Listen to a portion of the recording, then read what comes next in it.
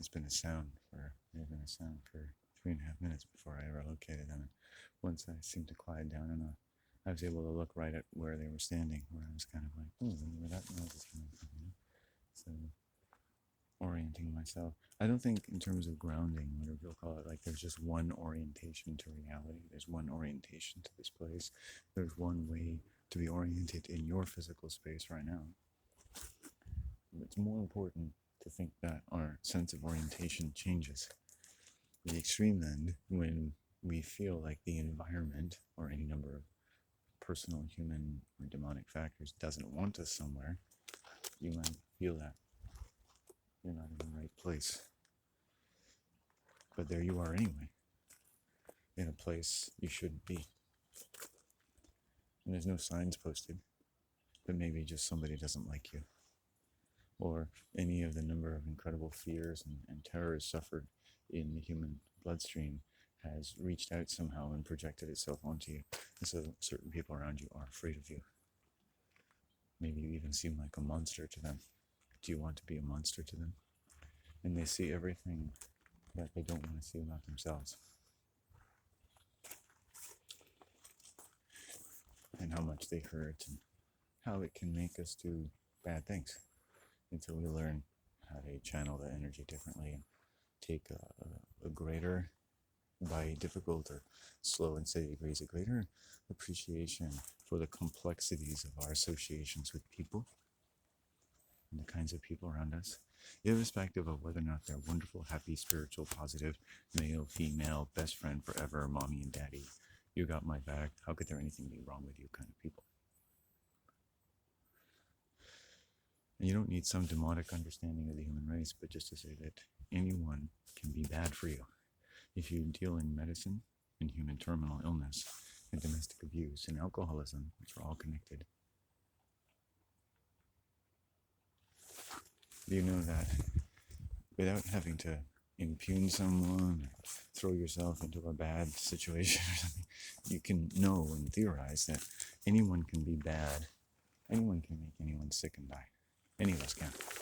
I could be part of a group of white men walking down the street one day, and because of all the disequilibriums and the testosterone and pain-induced vacuoles of their collective mindset, which is strongly inclined, like most groups of certain sets of human beings, to start resonating with each other and start collecting and magnifying an intoxicating level of denial that wants to just increasingly reach out and rape somebody. A rape gang, even. That anytime a woman is raped anywhere, probably a lot of males in that neighborhood, in that area, have been unbalanced, and it's reaching out like a demon to go and discharge itself into someone's involuntary vaginal tearing, right? So we're talking about real things. Now, you can't use that to beat people over the head, right? It's a theory, an electrical theory, because money has a current for a reason, because there's a current to human violence.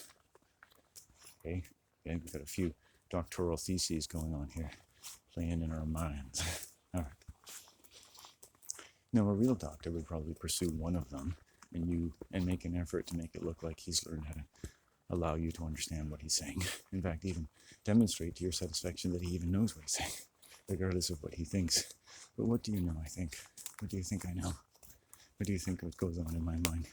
So let me open it up to you so you can see. Okay, as you come into a beautiful, giant, darkened room, all of a sudden you get a sense that there's really high ceilings.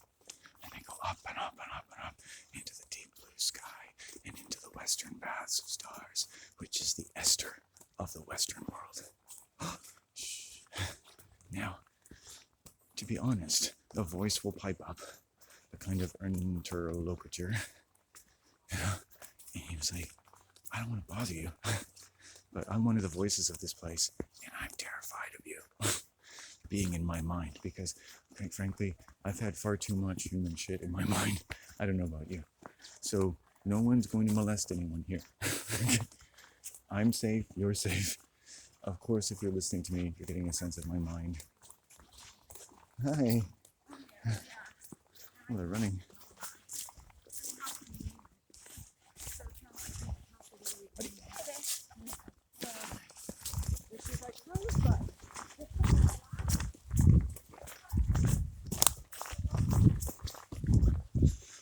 So I made eye contact with all three of those women, and it was all nice eye contact. So they're exercising, it's kind of like dogs.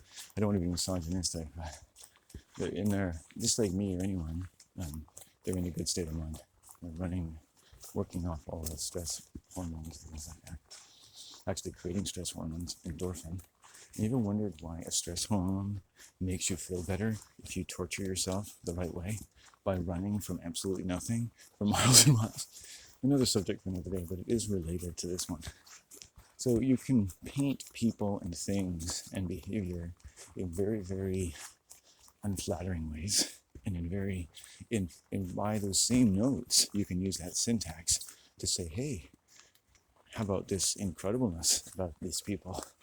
And what if you can't really, or you shouldn't always, or you may need to, and maybe it's fine, but separate the two so they don't talk to each other. So like imagine looking at paintings and no one was not allowed to see the color black. Right? It would be no point in looking at paintings anymore, because essentially all life is surrounded by a thin aura of pure black. In every painting, every color, every sun has a dead black silver lining. Everything has black in it. Right? The world has been blacked out. Right? The reason it's subtly black is because of the nature of ethereal physics and the resistance and a grounding factor in the electrical nature of the flesh and blood of reality, of the stars and of the western baths of stars. There's an electrical property of things which bleeds into the colors of the world.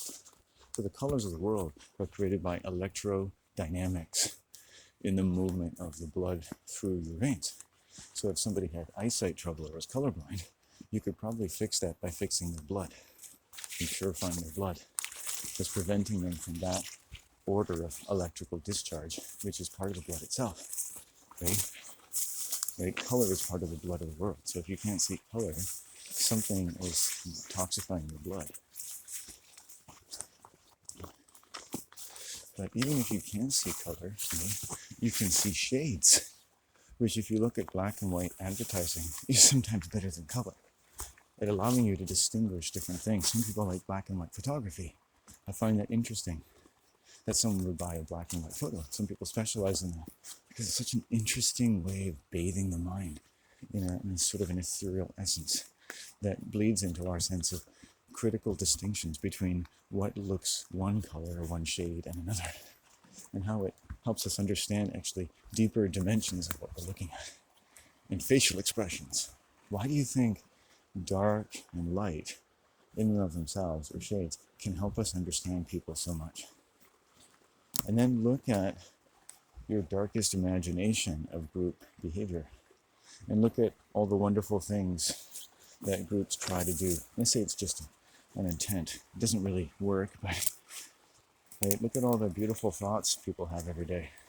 But it's not their job to put it on the company blog. Not everyone's a life coach in the making, and you don't want to be, because they're all sociopaths. And it would be an interesting thesis I want to do one day, why life coaches have to be narcissistic sociopaths, and what they tell us about narcissistic sociopaths, and what they tell us about the therapist-client relationship, and the economic nature of the currency of therapy, as well as rape. And therapy has currency. There's a reason why the therapist is in the dominant position and why you're paying them money while doing all the work, like a teacher-student. You're the one doing all the work. They're doing nothing. In fact, they're making your work harder. They're challenging you, and they're molesting you a bit. And they're basically being a representative molester on the name of society. And once you get good enough at dealing with them, they let you go back on the world to go molest people by pretending to be someone.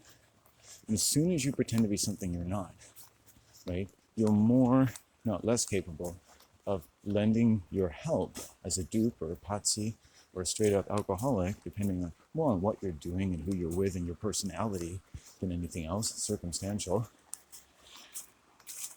to help a group need and want and to benefit from discharging passive aggression filled with slogans and love and everything nice upon unsuspecting victims who have made the mistake of trusting you. Because what you say doesn't completely line up with deep orders of your brain and how they've changed. and how that relates to how groups of people need to work, because they need to supply people certain chemical profiles. In fact, many groups are able to groom it, like a TV show or propaganda or religions, in order to get you addicted to a certain kind of denial, masked as the beneficial effects of following a different sort of costume ball, which is a costume torture. When people are pretending, and when they're acting and they're on a stage, I want anyone listening to get the idea that something bad is going to happen. In fact, something bad is happening if people go into portrayal all the time, in the sense that they can't be real, or they just tell you things that make you feel a certain way or think certain things, regardless of trying to. It's just something that our minds can learn to do, because survival requires a lot of abilities. So we've all got things we've learned to do with our mind, maybe when we're under stress, or to keep our friends around, but we've got to spread our energy to all 100 of our best friends, depending on which one is the more fun to be with today.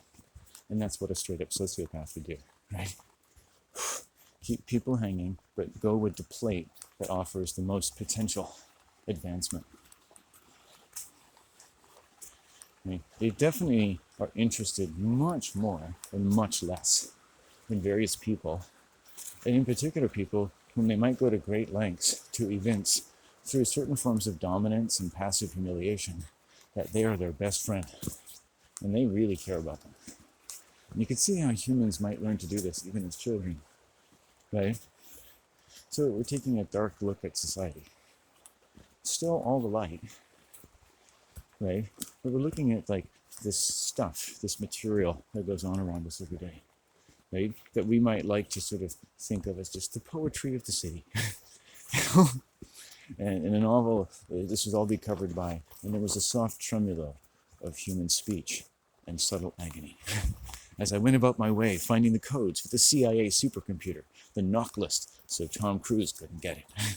You know, so it's just the background noise of human society, right? And when something connected to this, other behavior connected to this, by any slant of what you've been attracted to and what's around you and what it says and what you've learned about it and how much you trust it and how much others trust it, but what ends up happening to you?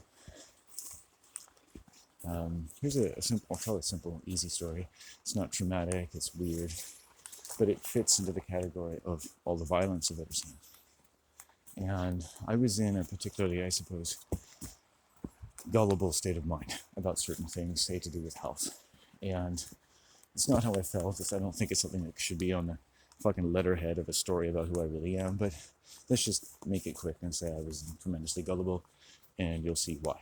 So I heard about this thing called structured water, and I liked the idea of drinking clean water. I lived on an island where I got to drink local spring water. I'm not sure if it's a big deal. I like it. Maybe it's just a taste. Maybe it's not a health thing. It's not the point of the discussion. Okay, whatever. You like it, good. You know, when I was young, I drank gobs of water out of a tap. Never complained. It's going to be nice to go back there. You know, but when you have a new sponge, you can soak up a lot of shit, can't you?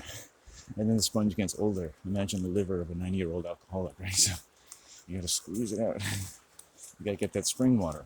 Now the tap water is not going to do. Tap water is what caused the problem. These are deposits from all the wonderful things we've been digesting along the way. So, and the alcohol is helping with that digestion, which goes to a level of what? Cannibalism, right? Social cannibalism. An alcoholic acting out is a social cannibal. And now in this realm, because we're allowed to open up our sense of the perverse, if I say that someone's drunk, it's easier to think of them as a cannibal. Okay? There's all kinds of reasons you can do that, because, you know, they're not themselves, and, you know, they can get sober again, and it's not who they really are, and it's a disease, and all those kinds of things. But there's a lot of people who behave that way without alcohol. How do you explain that? Because the alcohol is just a prop into someone's mind going into portrayal and having a different personality that casts you or the victims into a particular role where you're forced to endure something and learn to take it without having to voice your own particular sense of distaste and disease and fear, which seems to disrupt what you might have liked to enjoy is the notion that this person was someone who you could trust and that you never had to be afraid of. And it left you a bit shocked and it rocked your world. But it can also actually foster your loyalty, because as you get through it, you learn that, this actually starts to feel better over time. You get addicted to getting over that stress. And that's like training. It's like abuse, it's like child abuse, it's acculturation, it's learning the Quran at the age of 9, it's anything. It doesn't have to be, but you have to look at how whatever this teaching, this religion, this way of life, these domestic conditions are influencing the mind. And the output is, of course, the people we meet every day. Joe from the office gets a little drunk, he starts touching people's tits. You've just learned something else about Joe, about your office, how everyone responds to that, right? Are you going to find out how that woman feels next week? She's not working there anymore. Now she's embroiled in some of the most difficult months of her life. It's life-changing for her. She thinks about changing careers. She gets depression. She gets a lawyer. She fires her lawyer. She decides to go on vacation. She drinks a little too much one night and falls off of a boat in Vienna or Venice and drowns. Some street urchin picks her out of the water and sticks their tongue down their throat, takes her fucking wallet and rapes her corpse. Things are a slippery slope, aren't they? No pun intended. Violence is so violent to the person being violated, you can't imagine. It sends echoes through the ethereal field of their life. Violence to a person is violence to a fetus. Imagine how that would echo through that person's life if you raped a fetus in the womb. What do you think it would do to a fetus? What if I raped your mother's fetus in the womb? Your father's fetus, your fetus. And I got in there and I raped it. And I said, you know what, we'll call that fetus, because I love to fetus upon their little feetsies. Oh, their feces or their faces. It doesn't matter. So we imagine a world in the effects of the drunkard and the repercussions of something so violent that we should stop everything and give that woman everything and apologize for all of society and get all men to shave off 2 inches from their dicks, turn it into fucking solid bricks, gold, and give it to her and her family to try to restore the balance, right? Because we knew how important that was, how every woman's body had something to do with the sanctity of the earth, and more important than all the carbon dioxide in the world, right? That if you just treated your mother with the right respect, or you could, because your mother can do things to you too, right? She's a human, she's an animal. She can be violent because she's angry and scared, or learn to change personalities and cast you in a role where she doesn't have to treat you the way she used to, because now you're a different character. Right? And she fills you, this character, full of venom, and curses you for it. And the more she curses, the more it fills your veins. And she chokes out your throat. So you can't say anything, you can't even scream. And pretty soon you're walking around like you've got a million demons in your blood. And you just want to punch a mailbox. And it sticks in you. And eventually it settles down. You talk to your friends. And maybe it happens every other day or every week. What happens to your mind? Right? What happens to your blood? What happens if that person starts having extreme abdominal pain and they go to the doctor and they say, you got to take an MRI, touch your balls a few times, and then stick a big tube up your ass? Because we think that cancer is growing inside of you. How do you think that works out for you? So take a moment to think about what we're talking about, how I introduced it, and I said that there's dark and light to human beings. But when you start looking at the dark, there's a lot of dark. It kind of goes on forever. But in a wonderful little way, everything is shrouded in darkness. That, the hues of nature, light and dark and green and red and blue, are part of the most powerful genesis, the most powerful current, the most powerful electrogenesis, the most powerful biological sound intelligence in your entire life. All through your mind, all through your blood, washing and cleaning everything. It's just a beautiful breath of fresh country air. You could have all this built right into it. Like the most incredible computer in history. Reaching billions of limbs, trillions of limbs, of senses and limbs inside your blood to go and feel, interact with, benefit from, and even nourish in your way. Because there's more than just waste products coming out of you.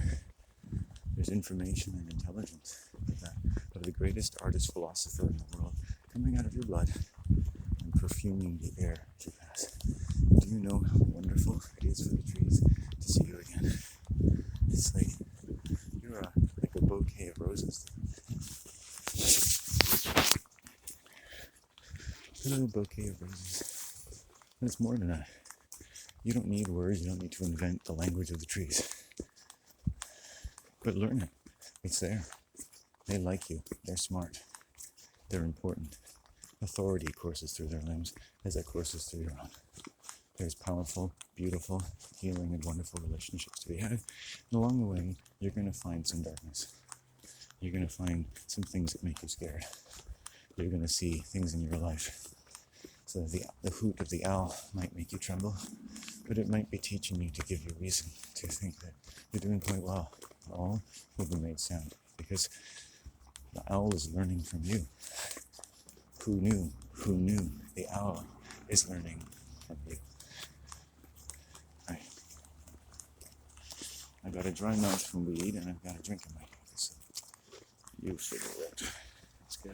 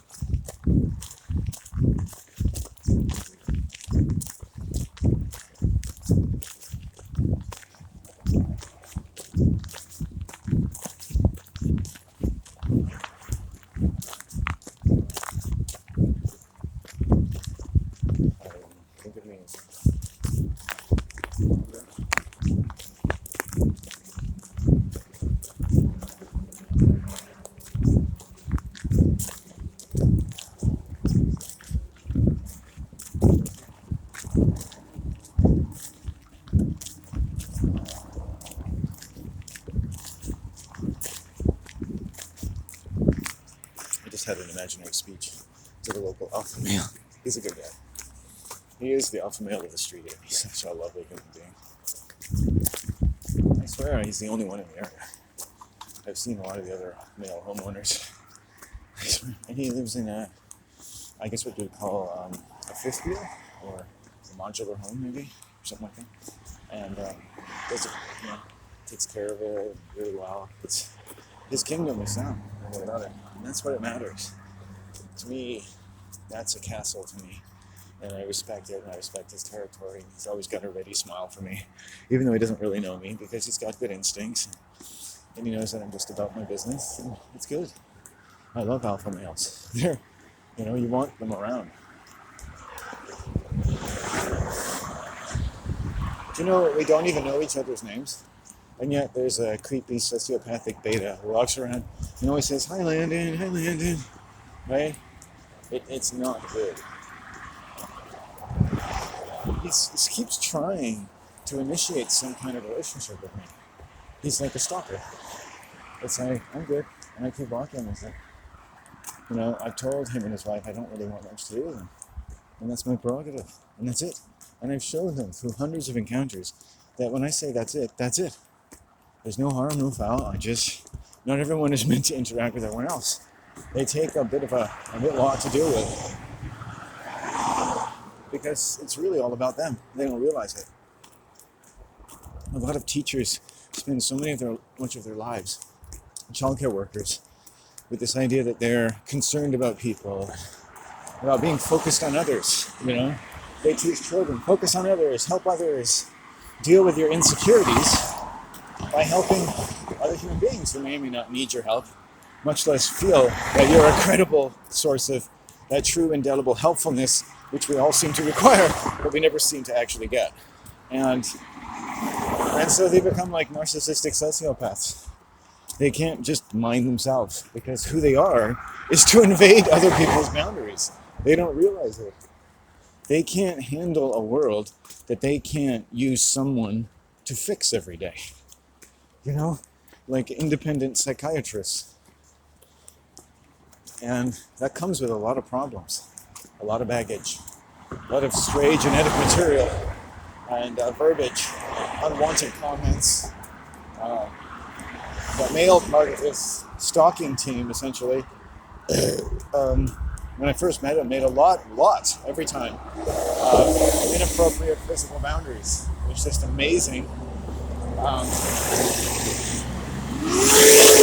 how obvious it was that he was drawn to me, and his wife was drawn to me for different uncomfortable reasons. Drawn into even close proximity with me, sometimes in a way that fell into their tone of voice and what they were saying to me.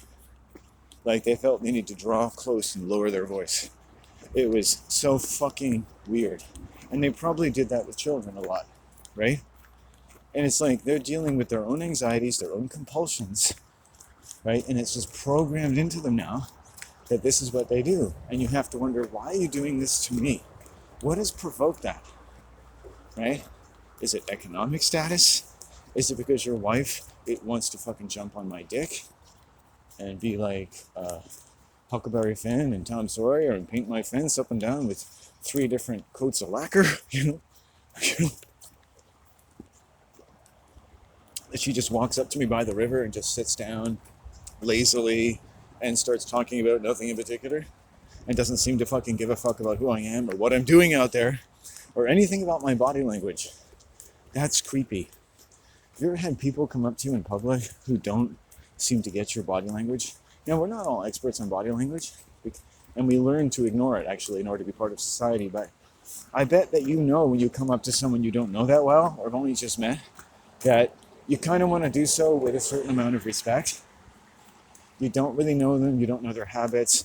They might be in a way to enjoy life when you didn't just walk up to them and expect them to give you your time, even though they don't hate you. And over time, they might even get to know you quite well.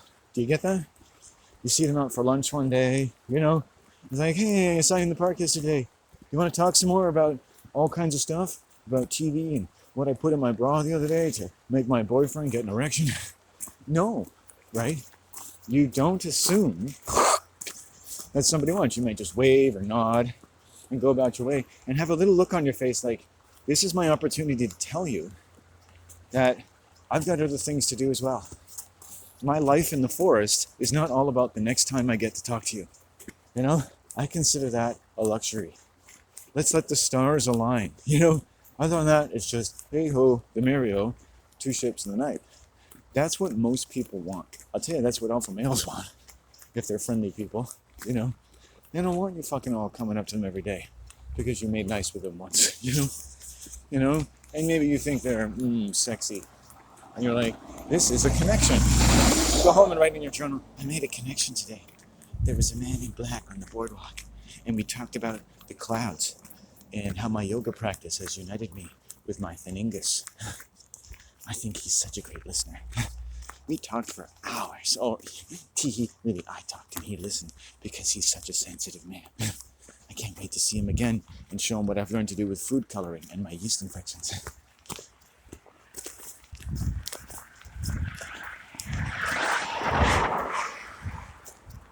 She's showing me her Facebook photos. Look, I call this, hey, it's a rainbow. It's a double rainbow. Right, I enjoy that. Is that a marmot or something? No, that's my sacred yoni. Really? Yes, I run a company called Yoni. Bony Yoni. Artistic designs with food coloring and vaginal discharges. Wow, that's different. I know. Most people are super shocked. I like that. I like to see the look on people's faces when something just suddenly shocks them. Don't you feel closer? I don't show this to just anybody, It's only the special ones like you have been hurt and damaged. I know what that feels like, but you'll see. When you start looking at my yoni discharges every day and saying, wala la la lumpa, life will just start to improve. We'll see each other just by coincidence all the time. And don't worry, but at some point I'm going to need a little bit of a monetary tribute to keep the gods of doom and impotence at bay. Otherwise you might suffer cruelly. And I haven't had exactly like this, but I could certainly think of a lot of women who could play the part in the Broadway musical. Cougars. And sociopaths and cultists and, whatever, shoe shine salesmen, charlatans. And it's frustrating because I've learned to speak their language. I know when I see it. Life coaches, talking about introverts and highly sensitive people and empaths and all of these words that are bandied about. No sooner does someone call themselves an empath that they're a spiritual counselor, right? Just take it and just don't take that all in. All the words seem very pretty. They might seem like you a little bit. It's like, are you a person who has skin? Who has feelings that sometimes go a little deeper than the average person? Are your thoughts run a course that sometimes takes in the Mariana Trench of human deepness? And yet you feel so open and vulnerable and so sensitive to people that you don't know what to do. Well, come to me and give me your money and it'll be all okay. So, and you can be like me because you could be describing anybody. It's like an astrology reading, and they're all the same. Are you somebody that just needs people to come to them and give them money? And in exchange, you give them the benefit of talking to you? Well, then you're just like me. That'll be $50. And that's basically what they're saying. Right? These are cults. These are diseases that a lot of women suffer from. This is the new age. It's life coaching. Right? It gives anyone with a bra and a vagina a prerogative to start saying things that may really mean well, but have all the hypocrisy of Rome and the Pope built right into them. Because they've been self-hypnotized. Right? And the logical extent of listening to them is becoming like them. For these interesting